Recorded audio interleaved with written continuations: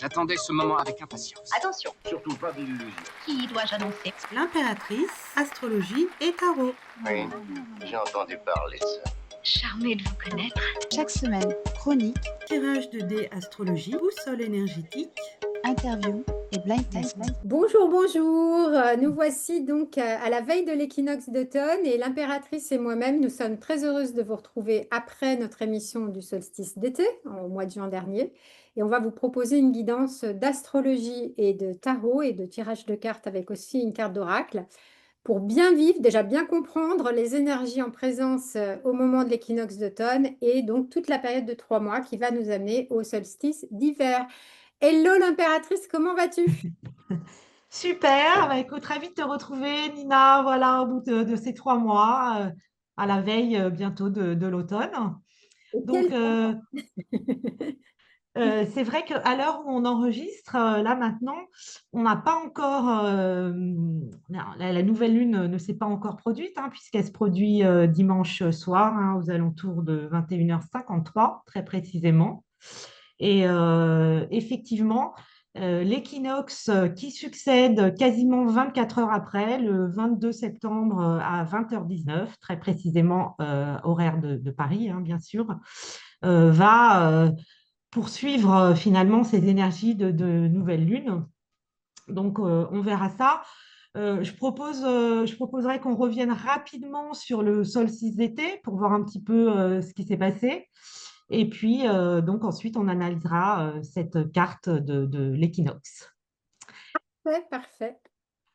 Est-ce que peut-être tu pourrais peut-être tirer une carte déjà de manière générale sur l'énergie de l'automne qui nous attend? Alors oui, j'aime bien, comme la dernière fois, tirer une carte d'oracle pour l'automne, enfin, la période entre l'équinoxe d'automne et le solstice d'hiver. Et ensuite, je tirerai des cartes du tarot de Marseille, comme j'en ai l'habitude avec les arcanes majeurs. Et donc là, j'utilise le petit oracle de l'invisible que j'aime beaucoup. Voilà. Ah, super, Ah, donc je viens de tirer une carte pour l'équinoxe d'automne. Donc je la montre. C'est la carte de l'élévation. Alors, magnifique. je trouve que c'est une très belle carte parce que assez saturnienne quand même, il faut bien le dire. Il y a une montagne, il y a un soleil, donc on peut aussi voir une énergie quand même d'expansion, de joie, de luminosité. Mais vraiment l'idée d'élévation, je trouve elle est très très saturnienne. On va voir après ce que dit aussi, ce que disent les aspects. Je continue à montrer la carte de l'équinoxe. Je vais faire juste un lien et puis tu parleras toi aussi de ce qu'on avait dit au moment du solstice d'été. J'avais tiré la carte de l'héritage. Et donc l'héritage nous ramenait plus vers le passé, notamment en lien avec Jupiter en cancer. Et l'élévation, j'ai l'impression que c'est plus une énergie qui va nous propulser vers l'avant, donc vers le haut bien évidemment, mais vers l'avant, vers quelque chose de nouveau, vers quelque chose qui va nous élever aussi au niveau de notre conscience et de notre cœur. Et je pense que tu en parleras tout à l'heure. C'est assez en lien quand même avec les transpersonnels et aussi bien sûr avec Saturne qui va revenir en bélier d'ici quelques temps. Enfin voilà, tu en parleras mieux. Tout à fait, hein, vraiment, c'est à ça que je pensais là, en voyant cette carte et le lien que tu fais avec Saturne, avec ce soleil qui est au-dessus, donc l'élément feu. C'est vrai que ça m'évoque immédiatement donc ce retour de Saturne en bélier, conjoint à Neptune, dont on va parler. Effectivement, je pense que ce sera un petit peu la conclusion de la période que nous allons traverser maintenant. Voilà, donc en fait, c'est quand même peut-être quelque chose qui va nous travailler dès le moment de l'équinoxe, qui va être présent, enfin, d'après ce que dit bien sûr cette carte. Donc gardons-la en mémoire et utilisons-la comme un bon guide parce que c'est une très belle carte. Alors, tout à fait. Donc, peut-être quelques mots quand même pour voir si ce que nous avions annoncé pendant le solstice d'été a résonné dans la vie des auditeurs et auditrices qui nous écoutent. Euh, donc, pour rappel, effectivement, c'était une carte qui était très marquée par la conjonction du Soleil et à Jupiter, hein, qui venait d'entrer en Cancer. Donc, un aspect quand même qui nous invitait à nous relier à nos racines, à prendre soin de nous, à nous rapprocher aussi de nos liens d'attachement familiaux. Donc ça, c'était très positif pendant cette période d'été. Mais on avait vu qu'il y avait quand même un aspect de tension très fort à Saturne, Neptune, Donc ce carré entre Jupiter et Saturne qui a marqué pratiquement toute l'année 2025, voilà, on a pu ressentir des choses quand même assez difficiles également pendant cet été, hein. Et d'autant qu'on avait également, au moment du solstice d'été, la Lune qui était elle-même en carré à Pluton, donc qui peut nous parler d'en finir avec un cycle de vie. Et on a pu vivre aussi des moments de perte ou de deuil durant cet été. Oui, tu te Donc, souviens que c'était la carte, effectivement, excuse-moi, mais tu te souviens que c'était la carte de l'arcane 13 qui était tombée aussi, et je trouve que ça fait vraiment écho à ce que tu viens de dire, et effectivement, c'est peut-être quelque chose qui a touché bon nombre d'entre nous, ce tout à processus. fait. Et puis, comme on le voit actuellement en France, on est vraiment dans une période de fin de cycle, de reconstruction radicale, hein, de nos institutions. Donc, voilà, en tout cas, j'espère que le Jupiter Cancer nous aura bien soutenus durant la période. Tout à fait, on avait le chariot aussi, c'était des énergies très yang, hein, que le tarot avait indiqué, hein, donc des énergies plus de mise en action ou de transformation. Oui. Alors, tu vas peut-être maintenant nous dire ce qui se passe au moment de la nouvelle lune, parce que comme tu l'as dit, on ne peut pas parler de l'équinoxe du 22 septembre sans parler de la nouvelle lune de la veille, les énergies sont, étant très, très, très, très liées, évidemment. Oui, voilà, tout à fait, hein, puisque bon, on l'a beaucoup entendu hein, sur les chaînes YouTube. Cette nouvelle lune, elle va être très importante, hein, puisque c'est la troisième lunaison dans le signe de la Vierge.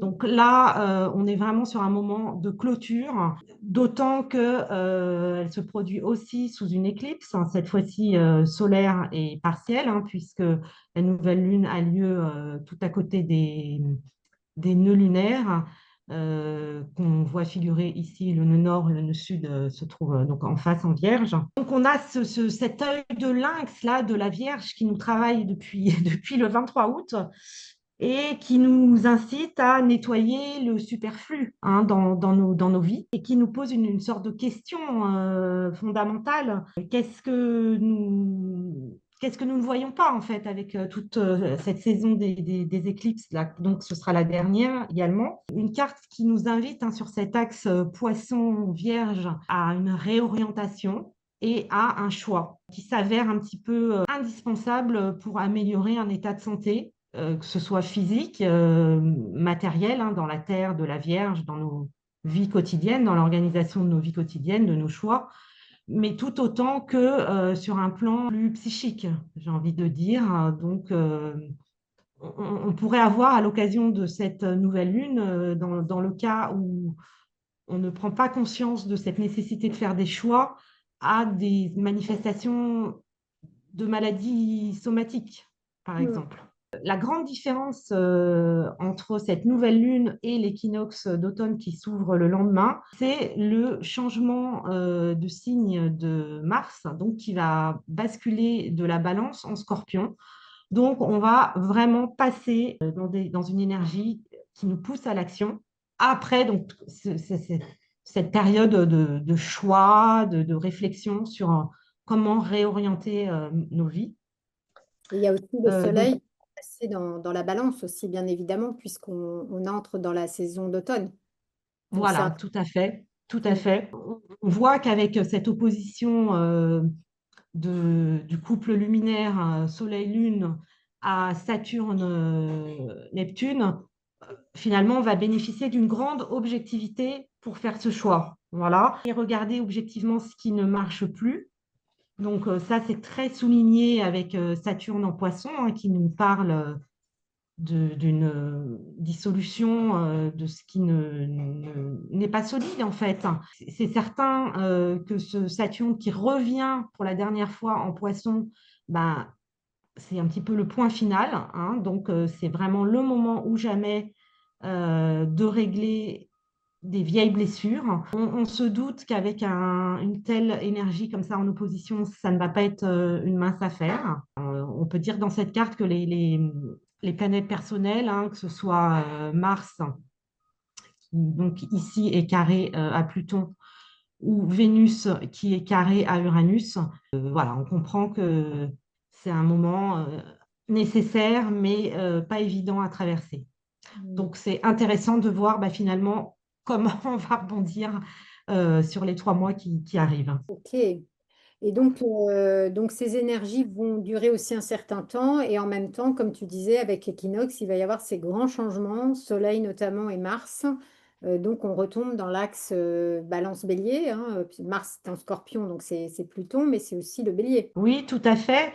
Et donc, au terme de ces 3 lunaisons en Vierge, finalement, on va rentrer dans une saison qui va précipiter les décisions que nous aurons prises. Et avec ce Mars Scorpion, un petit peu sans retour en arrière, hein. Donc là, on passe, c'est un passage voilà, sur des actes qui seront irréversibles, je pense. Décisif, quoi. Tout à fait. Donc, je vais maintenant vous partager l'équinoxe. Oui, c'est intéressant de voir que ces deux moments clés astrologiques, que ce soit la nouvelle lune et l'équinoxe, soient si proches, hein.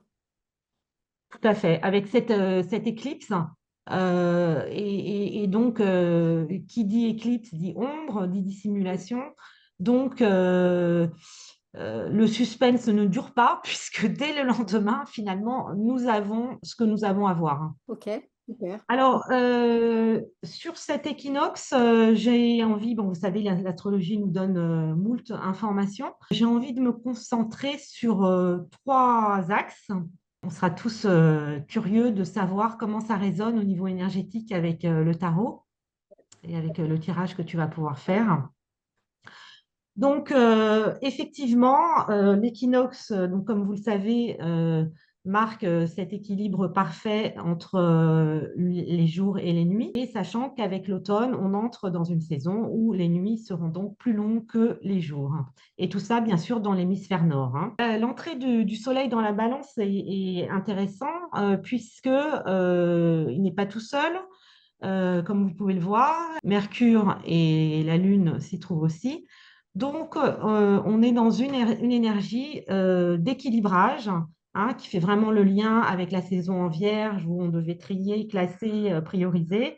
Donc maintenant, il s'agit de faire ce choix. J'ai envie de dire que c'est une énergie quand même relativement donc aérienne, hein, dans le signe de la Balance, relativement détendue, hein. Je pense que ça, c'est important de préciser. Et ce qui aussi est intéressant, c'est que la maîtrise de cet équinoxe en Balance, c'est bien évidemment la planète Vénus, qui, elle, vient d'entrer en Vierge. Elle est maîtrisée par Mercure, qui, lui, vient d'entrer en Balance. Donc, d'un côté, j'ai envie de dire que pour cet équilibrage à faire, on sera aidé, hein, par cette réception mutuelle de la communication mercurienne et du sens quand même d'une précision harmonieuse de Vénus en Vierge. Donc ça, c'est un point, je pense, intéressant. Mais la contrepartie de ces énergies de réception mutuelle, hein, donc en astrologie, hein, je rappelle juste que ça signifie que chacun est dans le signe de l'autre, hein. Donc Mercure est en Balance, le signe de Vénus, qui, elle, est en Vierge, le signe de Mercure. Il y a peut-être un petit risque dans cette boucle que chacun se renvoie la balle, en fait, dans ces équilibrages, hein. Donc, concrètement, ça peut se manifester si on a des démarches à entreprendre, des choix ou des procédures judiciaires aussi, c'est possible avec la Balance.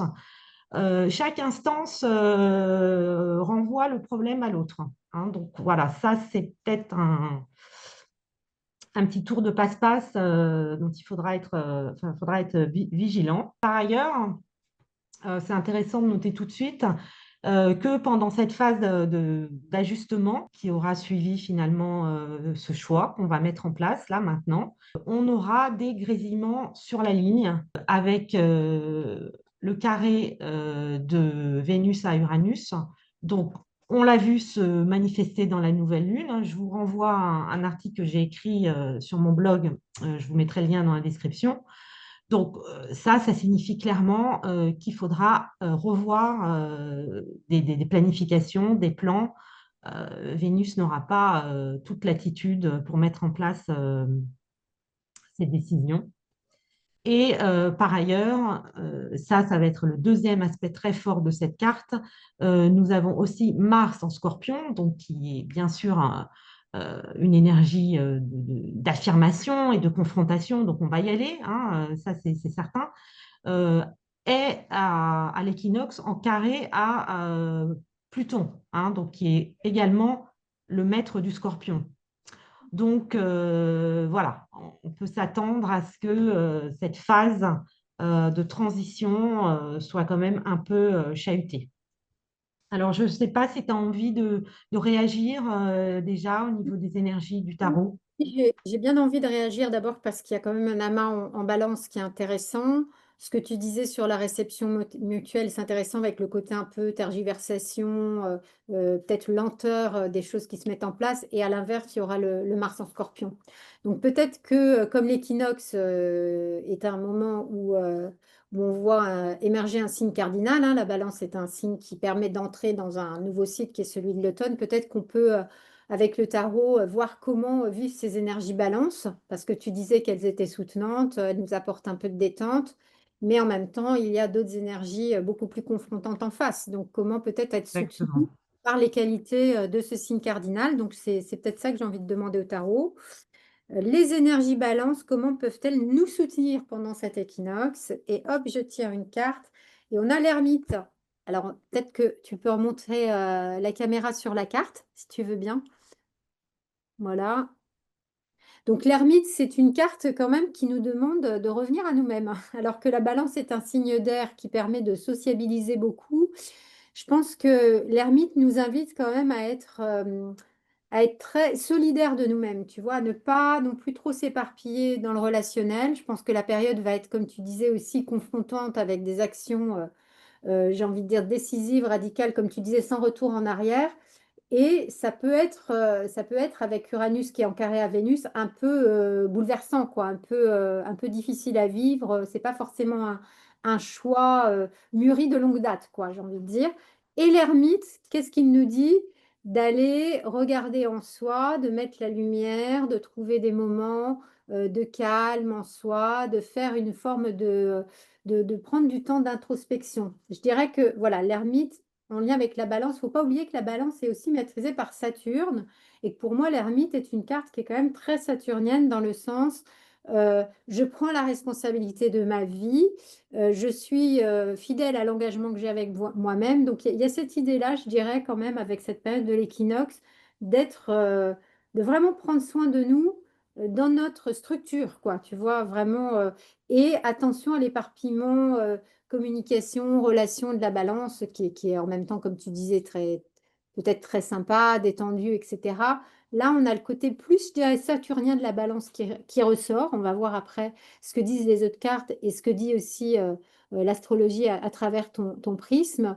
Mais je pense que des moments de retour à soi, voire peut-être même de guidance, besoin d'être guidé, besoin d'être aidé par thérapeutes, guides, conseils, coachs, etc., astrologues, pourront être aussi de la partie, quoi. Voilà en tout cas ce que dit l'ermite en lien avec les énergies balance. Et je pense que c'est important de rappeler que Vénus maîtrise la balance, mais aussi Saturne. Voilà, je ne sais pas ce que tu en penses.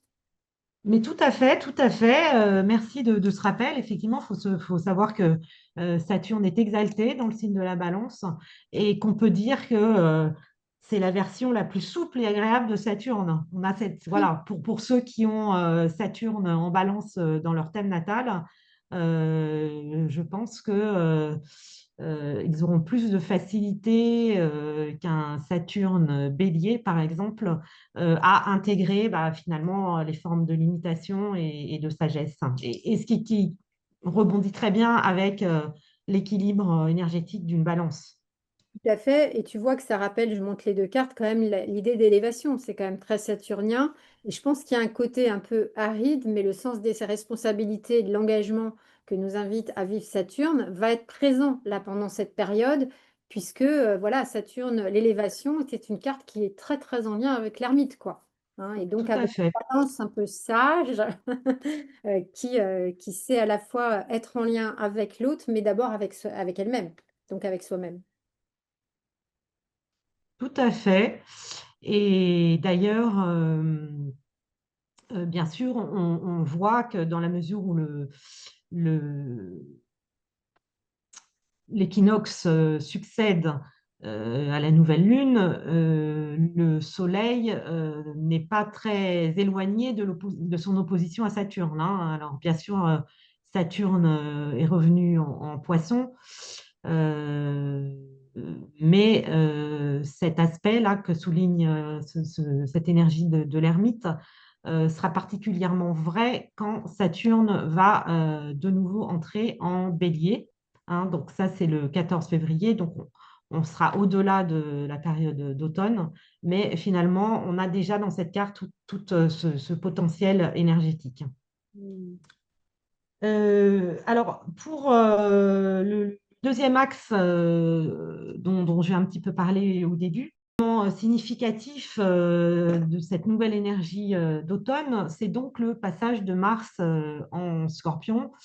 Donc, il est resté un certain temps en Balance, donc il a contribué à toutes ces hésitations, tous ces doutes sur les choix opérés dans la saison Vierge.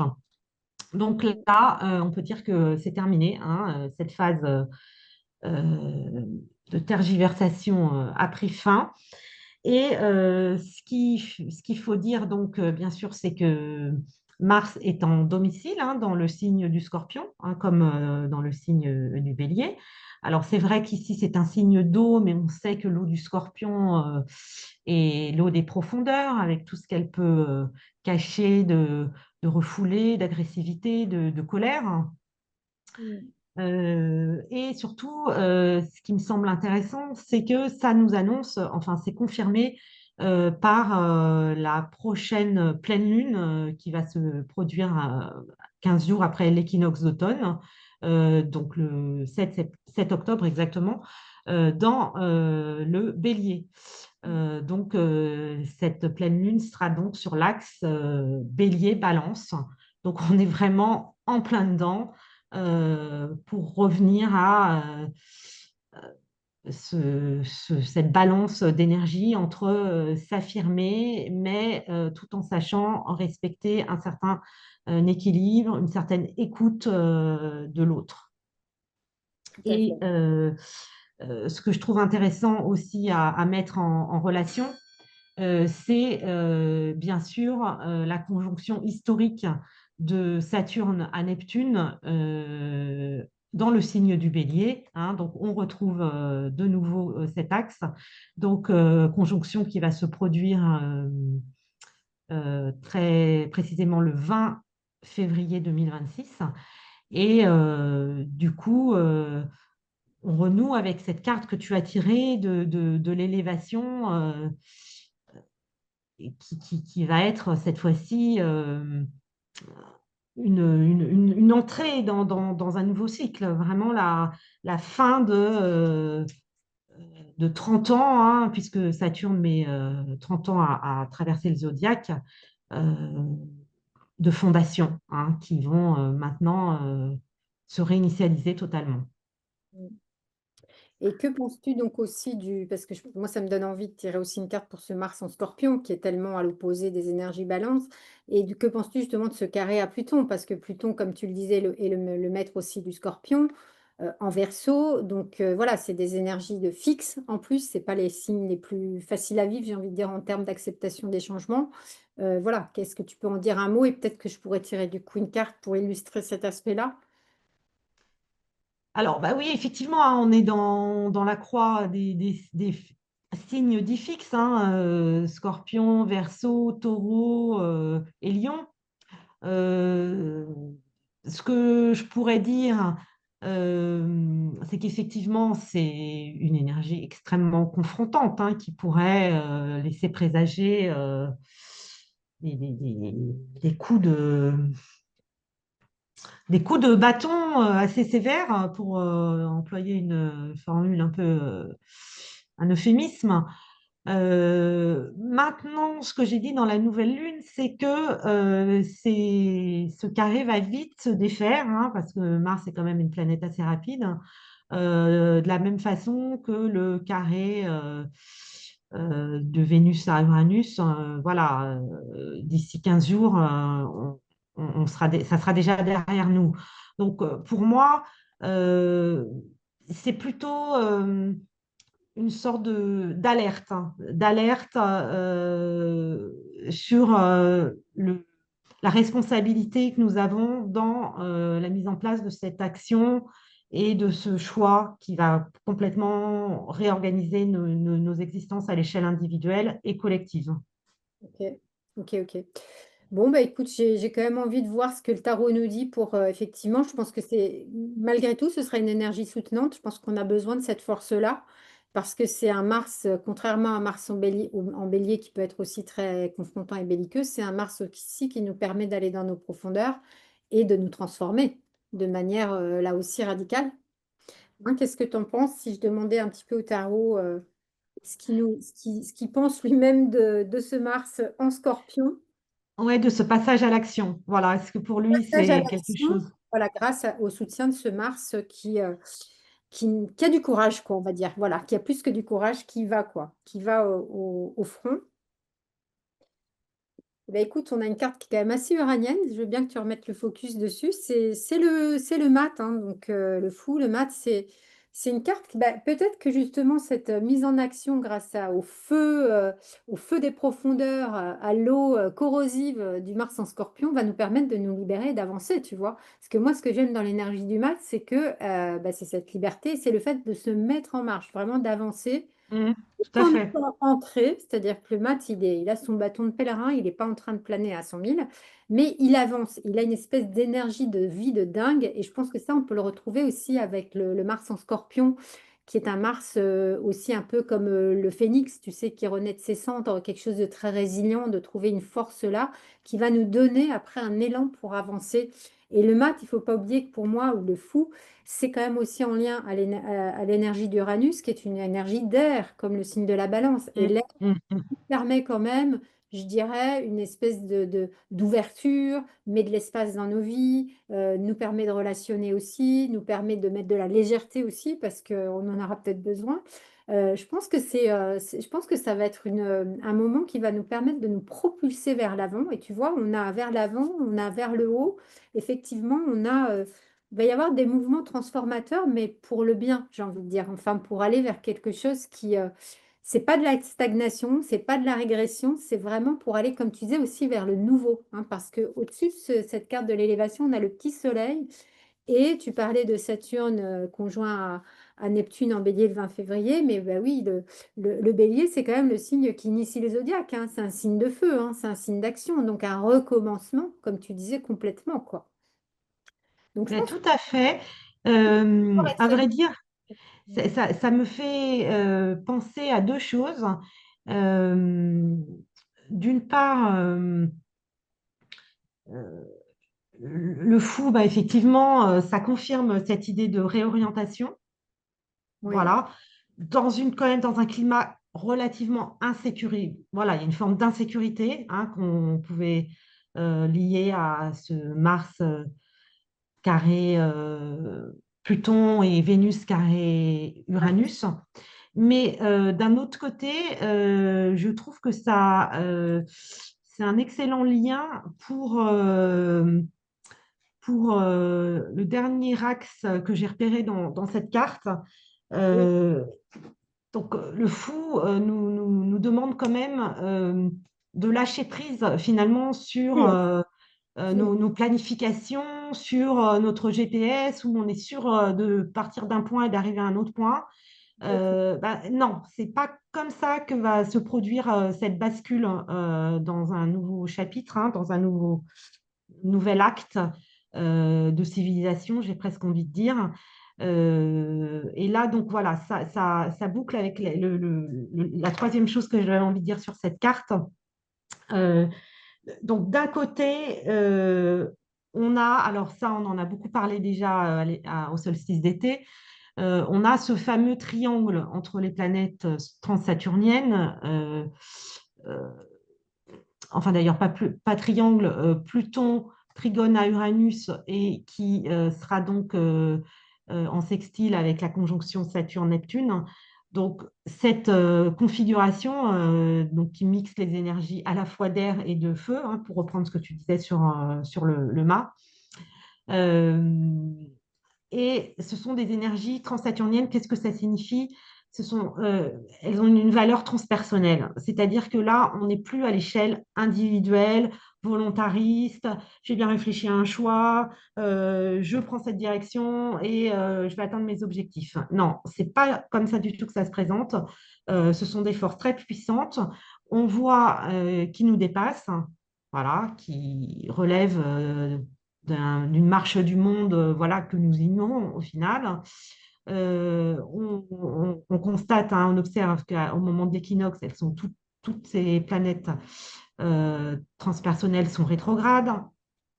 Donc, ça signifie vraiment qu'on est dans une phase de vérification, hein, puisque chacune de ces planètes, bon, il y a l'avion qui passe à ce moment-là, on va laisser passer,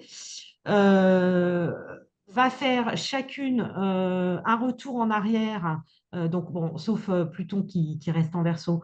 Donc Neptune va rétrograder en Poisson avant de revenir en Bélier, et Uranus va rétrograder en Taureau avant d'être définitivement en Gémeaux.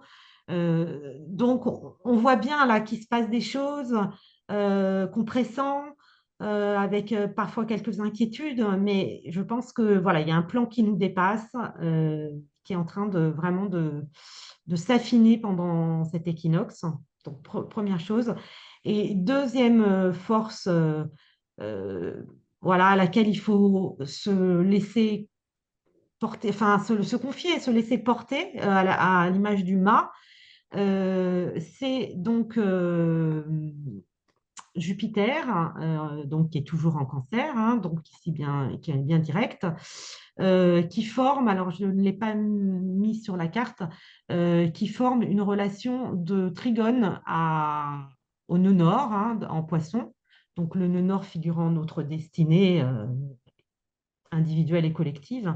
Je crois que cet aspect est très important pour ces 3 mois qui nous attendent, parce que ce sera toujours un refuge.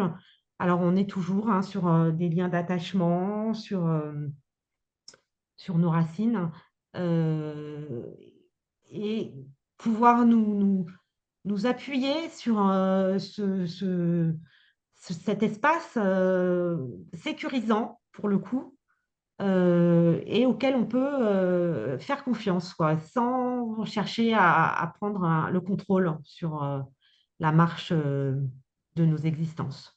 Donc voilà, moi, ça me paraît la note la plus optimiste de cette carte d'équinoxe. C'est Jupiter qui est donc très bien aspecté au nœud nord en Poisson. Alors, je vais tirer une dernière carte peut-être parce que moi, ce qui fait écho, c'est, et je vais reparler du tirage parce que de voir les cartes ensemble, c'est très, très parlant. Je veux bien que tu remontes les cartes. Je vais reparler de l'élévation parce que tu nous parles des transsaturniennes ou des planètes transpersonnelles, hein. Bon, pour moi, il est évident que cette carte en parle, hein. C'est-à-dire que c'est assez mystique, c'est une carte qui est très spirituelle. Le soleil peut être aussi force de vie assimilée à la conscience, au divin, à ce qui nous élève, bien évidemment, et peut-être est source de vie, ce qui fait que nous sommes ici sur Terre. Donc, il y a une dimension qui est quand même, je dirais, très spirituelle aussi avec cette carte, hein. Hmm. C'est mon interprétation. Et quand on voit, pour moi, donc, l'ermite il y a aussi le pape qui n'est pas sorti, mais l'ermite et le mat sont deux maîtres du tarot, hein, un maître de sagesse avec Saturne et un maître de liberté et d'imprévisibilité et aussi d'insécurité, parce que la liberté va très souvent de pair avec l'insécurité, Hmm. c'est rare d'avoir les deux, mais aussi de grande foi, hein, de grande foi, de confiance, mais aussi de foi en ce que nous ne pouvons pas maîtriser. Il y va, même s'il y a des risques. Hmm. De toute Tout à manière, fait. vivre, c'est un risque. Donc Hmm, voilà, donc, hmm. je dirais que c'est intéressant de voir que plus on va vers soi et cultiver une sagesse intérieure, plus on peut avoir aussi cette force de liberté et de confiance. Donc aller contrecarrer nos peurs, par exemple, hein. Et donc, j'ai envie quand même de tirer un dernier. On va voir ce que le tarot nous dit, hein, s'il y a un autre maître qui sort ou quoi, de demander au tarot comment nous relier à ce Jupiter bien aspecté au nœud nord en poisson. Le poisson, le signe des poissons, c'est quand même un signe très mystique aussi, hein, qui pourrait rappeler ce soleil mystique au-dessus de la montagne, bien de terre de notre incarnation. Et on va voir ce que nous dit ici le tarot. Ah bah, on a un empereur qui nous ramène bien sur Terre. Bah, justement, le cancer, tu parlais des racines, c'est aussi bah, l'empereur, c'est pour moi une forme de maîtrise, là, pour le coup. Hein. Pour le coup, on est avec la maîtrise, mais maîtrise de notre vie terrestre, de notre vie matérielle. Donc, à la fois d'être complètement en lien avec cette aspiration que nous pouvons avoir à nous élever et cette connexion à plus grand que nous et faire confiance, je dirais même plus utiliser notre foi en tant qu'être de vie, mais rester bien ancré dans notre quotidien, dans notre vie matérielle, ancré. C'est vraiment important. On le voit aussi ici avec le mat. Il a les pieds bien ancrés. On le voit avec le, comment dire, l'ermite qui est un pèlerin. Il a son bâton, il est ancré. C'est-à-dire de ne pas nous perdre non plus, de rester bien dans notre quotidien et de prendre la maîtrise de notre vie malgré l'imprévisible. C'est-à-dire ce que l'on peut protéger de nous. J'aime beaucoup l'idée du bouclier, de s'auto-protéger. Et c'est peut-être ce que tu disais avec le Jupiter en cancer, prendre soin de nous, prendre soin de nos liens d'attachement, de notre maison, de notre foyer, de notre famille, qu'elle soit biologique ou notre famille d'âme, de trouver une autoprotection. Et je pense que c'est ce que tu disais. Et l'autoprotection, à la fois, elle vient d'en haut, hein, elle vient peut-être du ciel, du soleil, du Dieu, mais elle vient aussi de notre propre capacité à mettre de la douceur et de la protection dans notre vie. Donc voilà, un tirage qui est très yang quand même, parce qu'on a trois maîtres, trois figures masculines du tarot, je les remontre, hein, voilà, et et qui forment un beau trio avec la carte de l'élévation, qui je pense nous sera un peu comme une boussole pendant cette période, qui, comme tu le disais, risque d'être quand même assez imprévisible, assez... assez Alors, surprenante. Voilà, moi j'en ai écoute, terminé avec le tarot. Qu'est-ce que tu veux dire pour conclure, peut-être, l'impératrice? écoute, en t'écoutant, voilà, bah, ce qui m'est venu à l'idée, bien sûr, c'est que l'empereur, bon, c'est vrai qu'a priori, c'est plutôt une énergie de terre, mais si tu Oui, files aussi. la métaphore, c'est vraiment le mot-clé ou l'archétype de l'empereur, c'est le territoire. Donc, Oui, c'est là où ça fait totalement écho au cancer, hein, puisqu'on sait qu'en astrologie mondiale, c'est la maison au sens large, c'est-à-dire le pays, la nation.